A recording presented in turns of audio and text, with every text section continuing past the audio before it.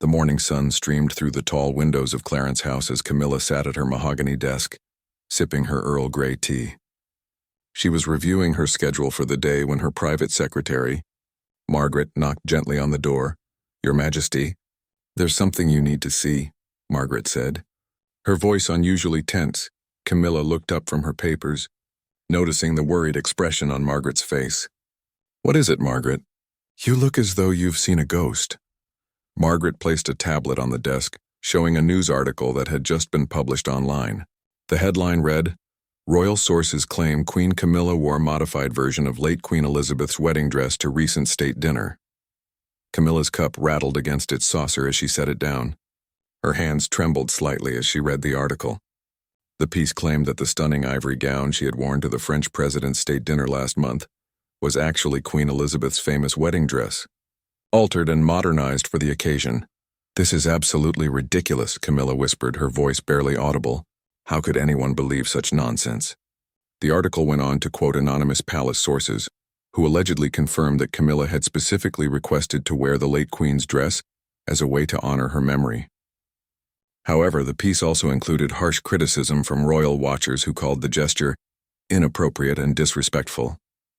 Margaret cleared her throat nervously. "Ma'am, there's more." Social media is already buzzing with reactions. Some people are defending you, but others are quite upset about this claim. Camilla scrolled through the comments section, her heart sinking with each harsh word she read. People were calling her presumptuous, saying she had no right to wear such a historically significant gown. Others questioned her motives, suggesting she was trying to force a connection with the beloved late Queen. "But it's not even true," Camilla said, looking up at Margaret with confusion and hurt in her eyes. "The dress I wore was designed specifically for me by Sarah Burton. It had nothing to do with the late Queen's wedding dress." Margaret nodded sympathetically. "I know, ma'am. We have all the documentation from the designer. The problem is that the two dresses do share some similarities in style and color. In the photographs, especially with the lighting at the dinner, one could see how someone might make that connection." Camilla stood up and walked to the window, gazing out at the garden where she often found peace. The late Queen Elizabeth had been like a mother to her in the final years, especially after Charles became king. The idea that people thought she would disrespect that memory made her feel sick to her stomach. "Who would start such a rumor?" she asked, turning back to Margaret. "And why now?" "We're investigating, ma'am. It seems the story originated from a blog post written by someone claiming to have inside knowledge of the palace. From there, it was picked up by several news outlets and spread rapidly." Camilla returned to her desk and picked up her phone. She had 17 missed calls from various palace officials, family members, and close friends. The most recent was from her son, Tom, who had left a voicemail saying he was concerned about the news reports. "Margaret, please arrange for me to speak with the king as soon as possible. He needs to hear about this from me before it gets any worse." As Margaret left to make the arrangements, Camilla sat alone with her thoughts. She remembered the day she had chosen the dress for the state dinner. Sarah Burton had presented several options, and they had selected the ivory silk gown because it was elegant and appropriate for such a formal occasion. The fact that it bore some resemblance to royal wedding dresses of the past was purely coincidental. Her phone buzzed with a text message from her daughter, Laura. "Mom, saw the news. Are you okay? This is so unfair." Camilla's eyes filled with tears as she typed back, "I'm fine, darling. Just upset that people would think I would do something so inappropriate." The irony of the situation wasn't lost on her. Throughout her relationship with Charles, she had always been careful to respect the memory of Diana and the traditions of the royal family.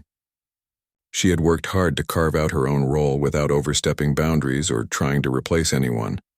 Margaret returned with news that the king would be available for a call in 30 minutes. Camilla used the time to gather herself and prepare for what she knew would be a difficult conversation. Charles had always been protective of her, but this situation could potentially damage both their reputations. She walked to her dressing room and looked at the photographs from the state dinner that her personal photographer had taken. The dress was beautiful, she had to admit, and she had felt confident and regal wearing it. Now, looking at the images with fresh eyes, she could see how someone might draw comparisons to historical royal wedding gowns. But the accusation went beyond simple comparison. The article claimed she had deliberately chosen to wear the late Queen's actual dress. which would have been not only inappropriate but practically impossible, given the difference in their sizes and the delicate condition of the historical garment.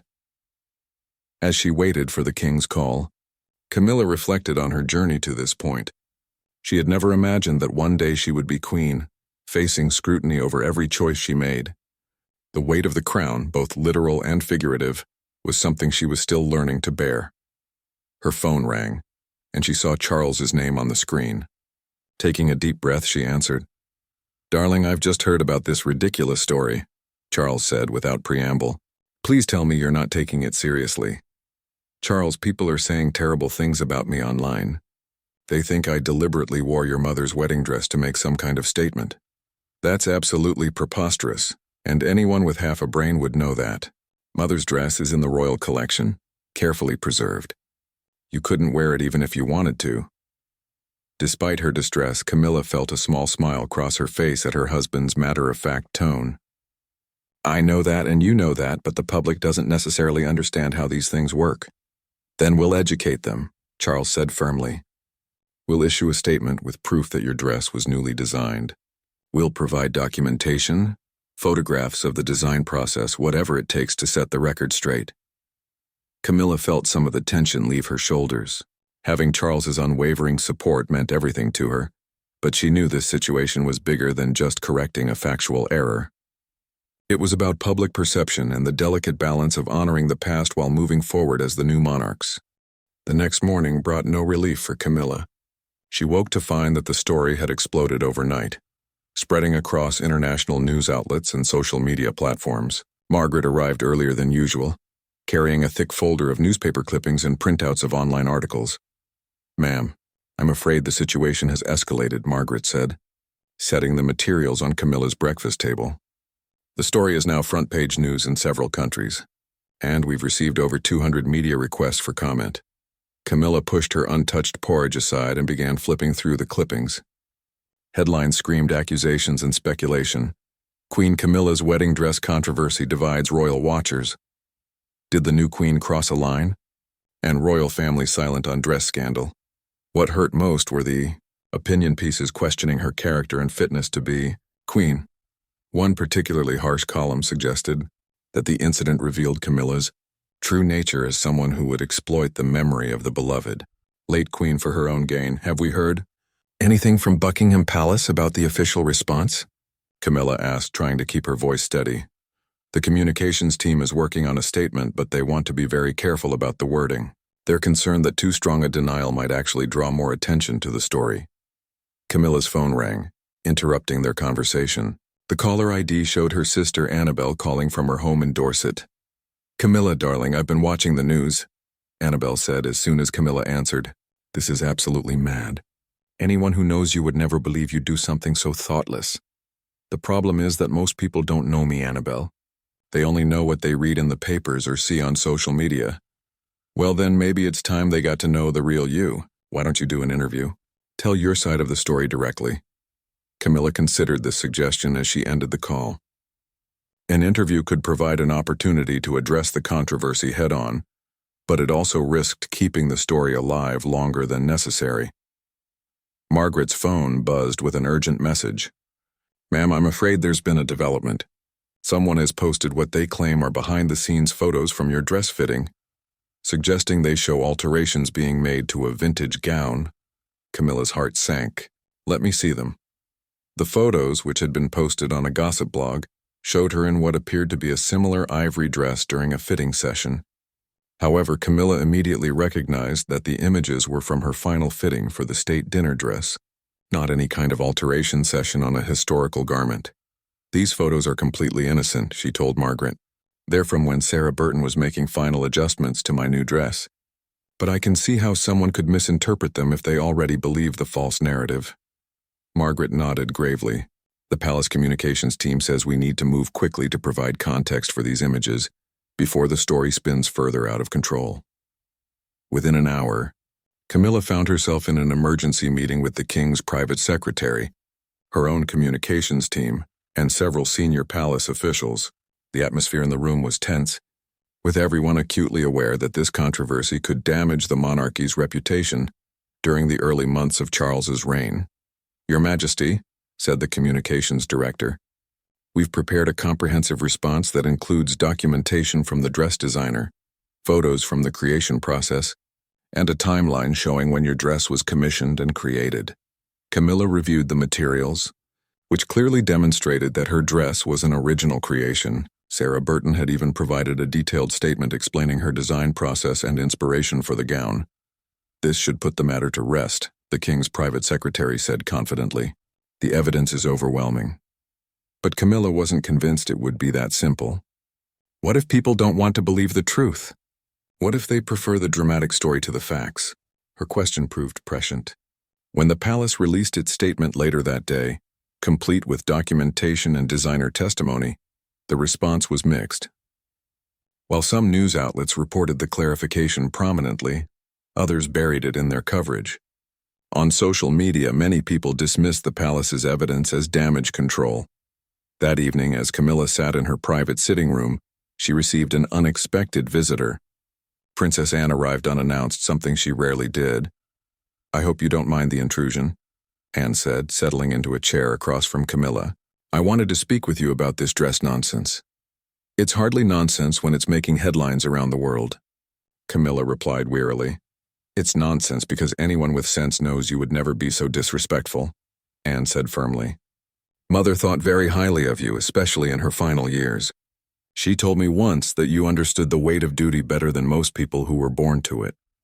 Camilla felt tears welling up in her eyes. Did she really say that? She did. And she also said that the monarchy would be in good hands with you and Charles.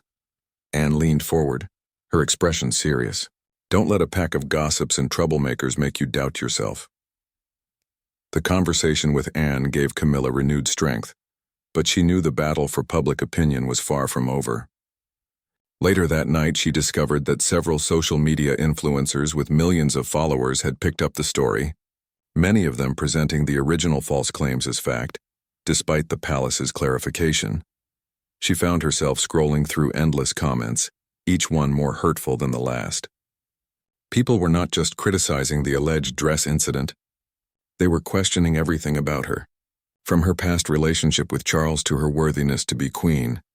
"I should stop reading these," she said aloud to herself, but she couldn't seem to look away. One comment particularly stung. "She's trying so hard to be Queen Elizabeth, but she'll never measure up. This dress thing just proves how desperate she is." Camilla set her phone aside and walked to her window. Outside, she could see photographers with long telephoto lenses positioned across the street, hoping to capture any sign of distress or controversy. She realized that this situation had transformed her from a person into a symbol, a target for people's feelings about change, tradition, and the monarchy itself. The truth about the dress seemed almost secondary now. The controversy had become a vehicle for deeper resentments and anxieties about the royal family's future. She was no longer just defending her choice of clothing. She was defending her right to be queen and her respect for the woman who had held that role before her. 3 days into the controversy, Camilla made a decision that surprised everyone, including her own staff. She announced that she wanted to visit the Royal Collection Trust to see Queen Elizabeth's actual wedding dress in person, and she wanted the visit to be fully documented and open to the media. "Ma'am, are you certain about this?" Margaret asked, concern evident in her voice. "It could be seen as drawing more attention to the controversy, or it could be seen as transparency," Camilla replied. "If people want to compare my dress to the late Queen's wedding gown, then let's give them the opportunity to see both side by side." The announcement of the visit sent ripples through the media. Some commentators praised Camilla for her bold approach to addressing the situation, while others suggested it was a desperate publicity stunt. Regardless of the interpretation, it guaranteed that the story would remain in the headlines for at least another day. On the morning of the visit, Camilla chose her outfit carefully. She wore a simple navy blue dress with minimal jewelry, wanting to ensure that nothing about her appearance could be misinterpreted or criticized. As her car approached the Royal Collection facility, she could see dozens of reporters and photographers waiting outside. Dr. Caroline Wright, the curator responsible for royal garments, greeted Camilla at the entrance. "Your Majesty, we're honored to have you here today. I think you'll find the comparison quite enlightening." Inside the climate-controlled storage facility, Queen Elizabeth's wedding dress hung in pristine condition behind protective glass. The gown, created by Norman Hartnell in 1947, was a masterpiece of post-war craftsmanship, featuring intricate embroidery and thousands of pearls and crystals. Camilla stood quietly before the dress for several minutes, allowing the photographers to capture the moment. The dress was undeniably beautiful, but it was also clearly from a different era. The silhouette, the specific details of the embroidery, and even the color, a warmer ivory than her modern gown, were distinctly different from what she had worn to the state dinner. "Dr. Wright," Camilla said, turning to the curator, "could you explain to everyone the specific differences between this gown and modern formal dresses?" Dr. Wright launched into a detailed explanation of the dress's construction, pointing out elements that were unique to 1940s design and craftsmanship. She then showed photographs of Camilla's state dinner dress, highlighting the contemporary cut, modern fabrics, and completely different construction techniques. Furthermore, Dr. Wright continued, Queen Elizabeth's dress has never left this facility except for specific exhibitions. It would be impossible to alter it for wear, as doing so would irreparably damage a priceless historical artifact. One of the reporters raised her hand. "Your Majesty, how do you respond to claims that you deliberately chose a dress similar to Queen Elizabeth's to make a statement?" Camilla had prepared for this question, but it still stung to hear it asked so directly. "I chose my dress because I thought it was elegant and appropriate for a state dinner. The suggestion that I would deliberately try to copy or exploit the late Queen's memory is not only false but deeply hurtful to me personally. But surely you can understand why people might see similarities?" Another reporter pressed. "I can understand how photographs might create certain impressions," Camilla replied carefully. "But what I hope people will understand is that there's a significant difference between appreciating classic royal style and actually appropriating historical garments." After the formal presentations, Camilla asked for a private moment with Queen Elizabeth's dress.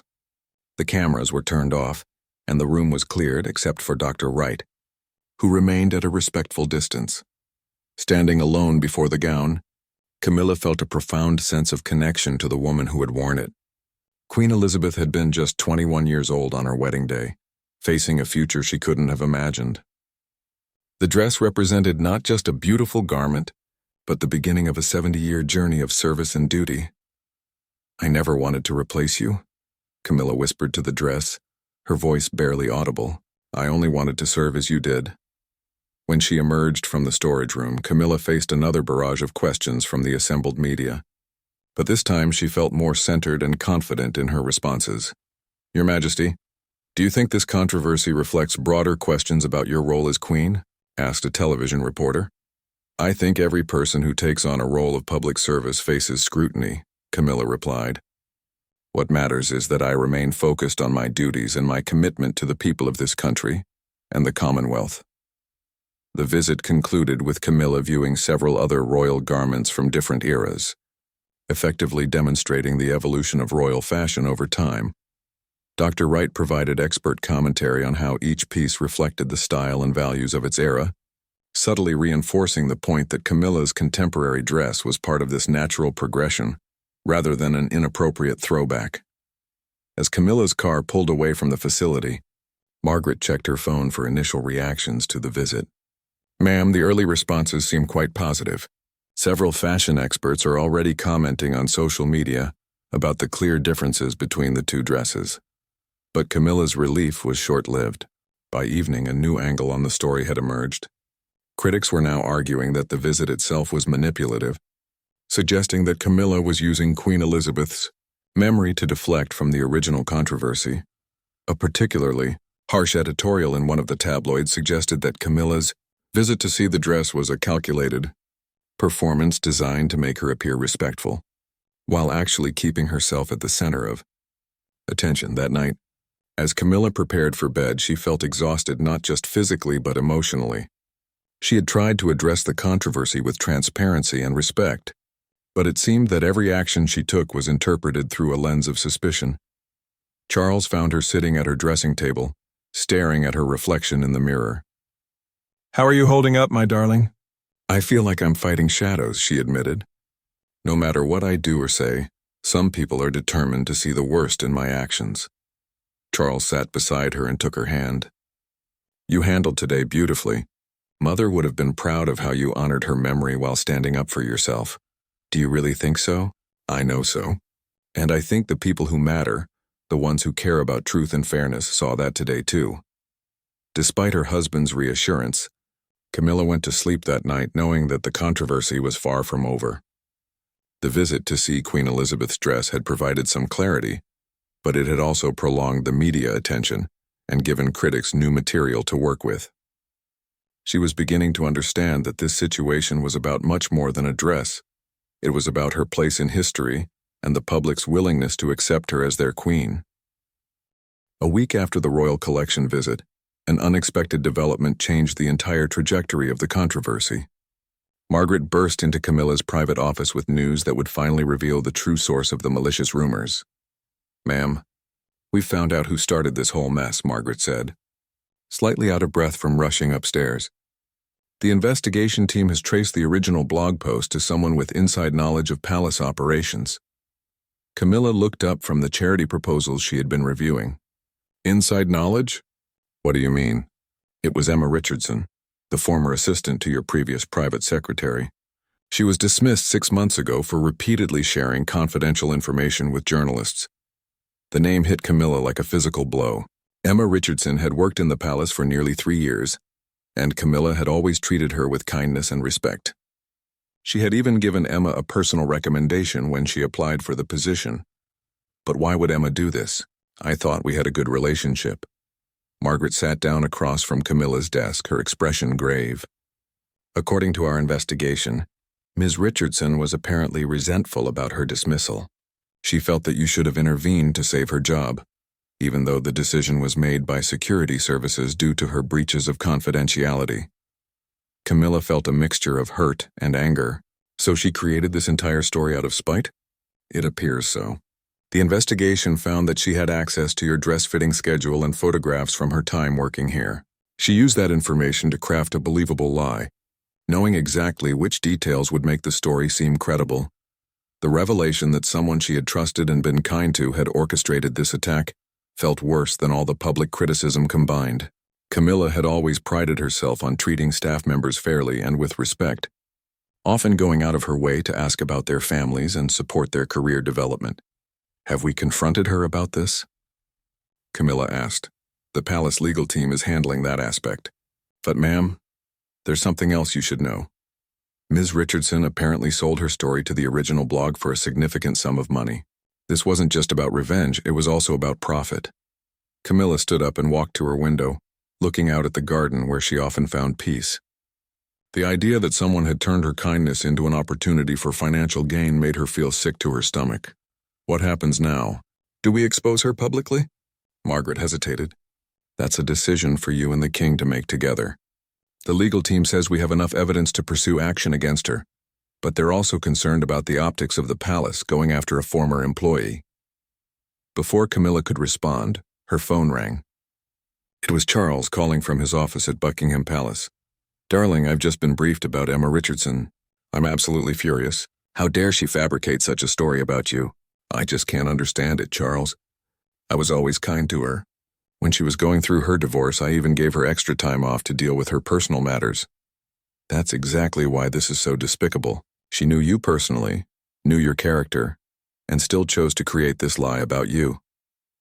They agreed to meet later that afternoon to discuss their options with the legal and communications teams. As Camilla waited for the meeting, she found herself replaying her interactions with Emma Richardson. Had there been signs of resentment that she had missed? Had her kindness been perceived as weakness or condescension? The afternoon meeting was tense, with palace officials presenting various strategies for dealing with the situation. The head of communications recommended immediate disclosure of Richardson's role in creating the false story, arguing that it would completely vindicate Camilla and expose the malicious nature of the original claims. However, the legal advisor urged caution. "If we publicly name Ms. Richardson, we need to be prepared for her to fight back. She might claim that she was pressured or intimidated into making up stories to protect other sources." Camilla listened to the debate, feeling increasingly frustrated. "So you're saying that even though we know she lied about me, we can't tell the truth about what she did?" We can, ma'am, but we need to consider the potential consequences. Ms. Richardson might try to create new controversies or make additional false claims in an attempt to defend herself. Charles, who had been quietly listening, finally spoke up. I think we're overthinking this. The woman lied. We have proof, and the public deserves to know the truth. Camilla has suffered enough because of these false accusations. That evening, Camilla made a personal decision that surprised everyone. She announced that she wanted to write a letter directly to Emma Richardson before any public action was taken. Ma'am, I'm not sure that's advisable, Margaret said. Any communication with her should probably go through the legal team. I'm not writing as the Queen, Camilla replied. I'm writing as a person who was hurt by someone she trusted. I need to understand why she did this.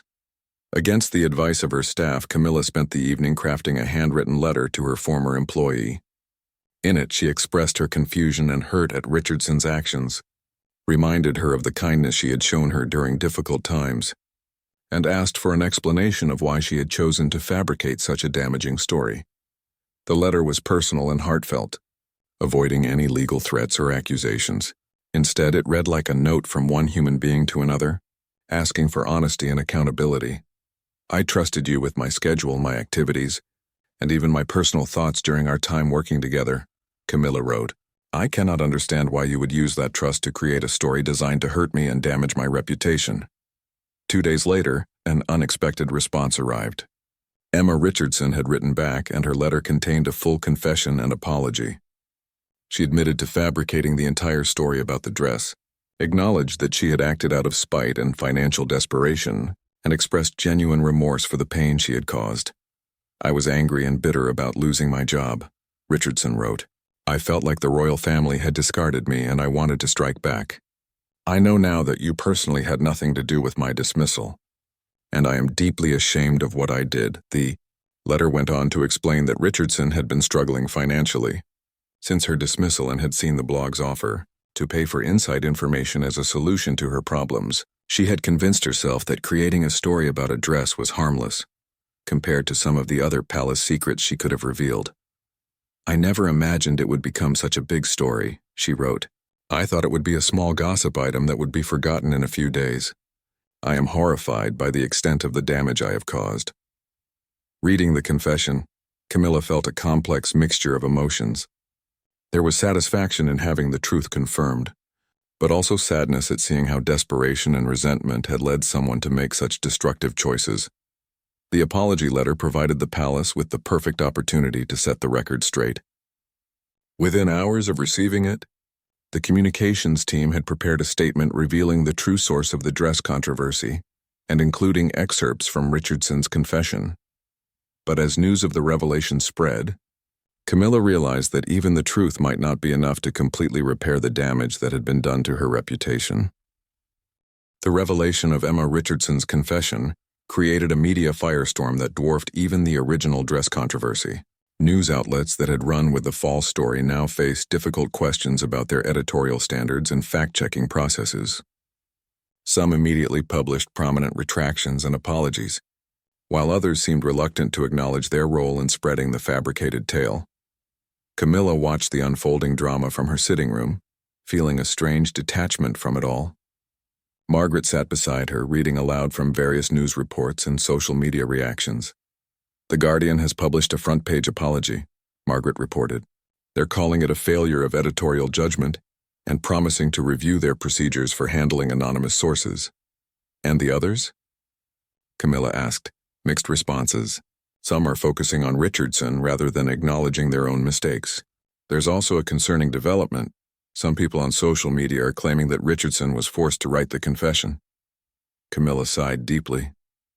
She had hoped that the truth would bring closure, but instead it seemed to be creating new conspiracy theories. Some people were suggesting that the palace had intimidated Richardson into confessing, while others maintained that the original story might still have been true despite her admission. It's like fighting a hydra, Camilla said. Cut off one head and 2 more appear. Her phone buzzed with a call from her stepdaughter-in-law, Catherine.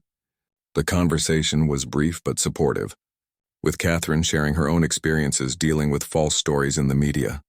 The hardest part, Catherine told her, is accepting that some people will never believe the truth. no matter how much evidence you provide. You have to focus on the people who matter and let go of trying to convince everyone else. That afternoon, Camilla received an unexpected visitor. Sarah Burton, the designer of her state dinner dress, had requested a meeting. When she arrived at Clarence's house, she looked visibly distressed. "Your Majesty, I feel terrible about this whole situation," Sarah said as soon as she was seated. "I can't help but feel that if I had designed something completely different, none of this would have happened." Camilla was surprised by the designer's sense of responsibility. "Sarah, you created a beautiful dress that was perfect for the occasion. You have nothing to apologize for. But the similarities to historical royal gowns, I should have anticipated that people might make comparisons. The only person who should apologize is Emma Richardson," Camilla said firmly. "She created a lie out of nothing. Even if my dress had been bright purple, she could have found a way to twist it into a controversy." Their conversation revealed another layer of the situation that Camilla hadn't fully considered. The false accusations had affected not just her, but everyone connected to her choices and activities. Sarah Burton's reputation as a designer had been questioned. The palace staff involved in organizing the state dinner had faced scrutiny, and even the French diplomats who had attended the event had been drawn into the controversy. Later that evening, Charles joined Camilla for dinner, and they discussed the broader implications of what had happened. "This isn't really about a dress, is it?" Camilla mused as they sat over their meal. "It's about people's feelings about change, about tradition, about whether they're ready to accept me as queen." Charles nodded thoughtfully. Richardson gave them a vehicle for expressing those feelings. Without her lie, they would have found something else to criticize.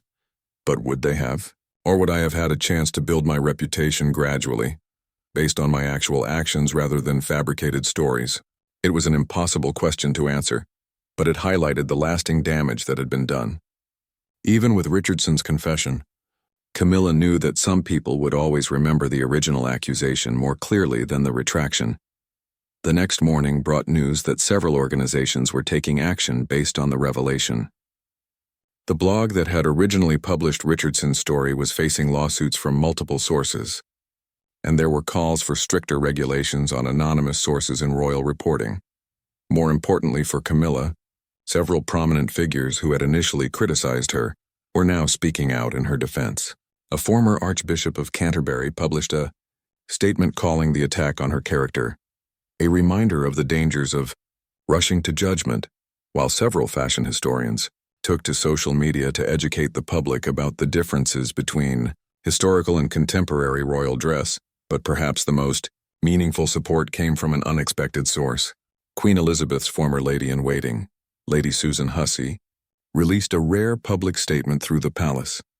"Having served Her late Majesty for many years, I can say with certainty that she would be appalled by the false accusations made against Queen Camilla," the statement read. Her Majesty spoke often and warmly about Queen Camilla's dedication to duty and her respectful approach to royal traditions. Reading Lady Susan's words, Camilla felt tears of relief and gratitude. The endorsement from someone so close to Queen Elizabeth carried enormous weight and helped counter the narrative that she had somehow disrespected the late Queen's memory. Margaret entered her office with another development. "Ma'am, we've been contacted by several documentary filmmakers who want to create programs about how false stories spread in the digital age. They're using your situation as a case study." The idea of becoming a case study in media manipulation was both flattering and disturbing. Camilla realized that her experience would likely be analyzed and discussed for years to come, becoming part of the broader conversation about truth, trust, and accountability in the modern media landscape. "Have there been any updates on Richardson herself?" Camilla asked. "She's apparently hired a lawyer and is considering writing a book about her experience working in the palace. There are concerns that she might try to profit further from the situation. The possibility that Richardson might continue to exploit her former position for financial gain was deeply troubling. It suggested that her apology, while seemingly sincere, might not represent a genuine change of heart. That afternoon, Camilla made a decision that surprised her staff once again. She announced that she would not pursue any legal action against Emma Richardson, despite having clear grounds to do so. "Ma'am, are you certain?" Margaret asked, clearly concerned. She caused enormous damage to your reputation and profited from lying about you. I'm certain, Camilla replied. Taking legal action would keep this story alive for months or even years. I want to move forward, not remain trapped in this controversy forever. Her decision was met with mixed reactions from the palace legal team. Some argued that failing to pursue Richardson would set a dangerous precedent, potentially encouraging other disgruntled former employees to fabricate stories for profit.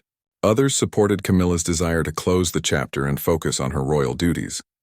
Charles was initially skeptical of her decision. Darling, I understand your desire to move on, but we can't let people think they can attack you without consequences.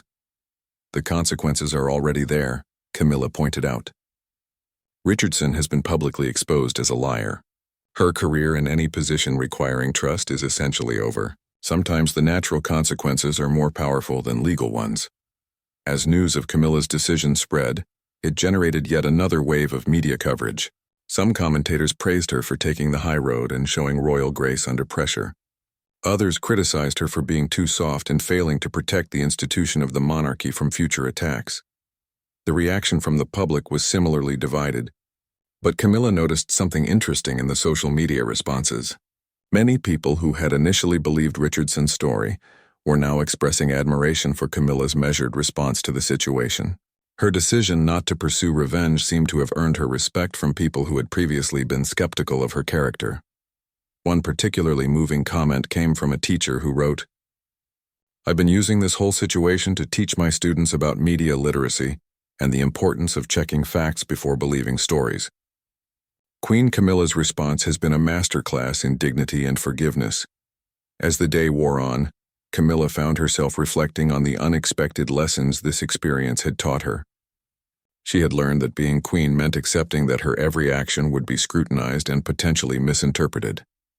She had discovered that kindness could be weaponized against her, but also that truth had a power of its own when given time to emerge. Most importantly, she had realized that her response to crisis was just as important as her actions during peaceful times. The grace and dignity she had shown while under attack had arguably done more to establish her credentials as queen than any number of successful state dinners or charity events could have achieved. That evening, as she prepared for bed, Camilla received one final surprise related to the dress controversy. Her dresser brought her a package that had arrived by special delivery. Inside was a handwritten note from Sarah Burton, along with sketches for a new gown.